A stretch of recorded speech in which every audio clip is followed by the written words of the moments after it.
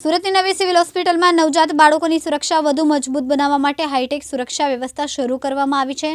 નવી સિસ્ટમ હેઠળ એનઆઈસીયુ વિભાગમાં ઇલેક્ટ્રોનિક સુરક્ષા સિસ્ટમનું જીવંત ડેમો રજૂ કરવામાં આવ્યું છે।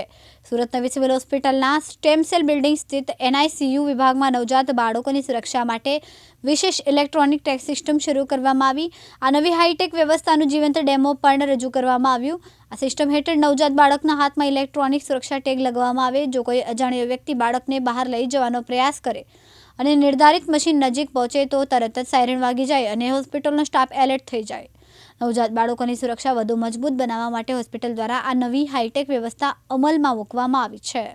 સ્ટેમ સેલ બિલ્ડિંગમાં એનઆઈસીયુ છે। એનઆઈસીયુમાં બાળકોની ચોરી ન થાય એ ઉદ્દેશ્યથી એનઆઈસીયુના એક્ઝિટ પર આરએફઆઈડી મશીન લગાડવામાં આવ્યું છે અને જે બાળકો દાખલ છે એમના કાંડા પર ટેગ લગાડવામાં આવશે, જેથી કરીને કોઈ પણ ત્રાહિત વ્યક્તિ એ બાળકને બહાર લઈને જાય તો તરત જ બીપ વાગવા માંડશે અને સિક્યુરિટીને અલાર્મ મળે અને જેથી કરીને આવી નવજાત શિશુઓની જે ચોરી હોય એને અટકાવી શકાય।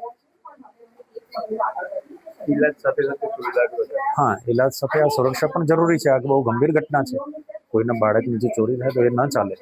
એના માટે હજી પણ બીજી વ્યવસ્થાઓ કરવાની છે, જે બીજા ગાયનેક કે પોસ્ટનેટલ વિભાગમાં પણ લગાડવાની જરૂર પડશે। ત્યાં પણ હજી એ મશીનની સુવિધા ઊભી કરવામાં આવશે।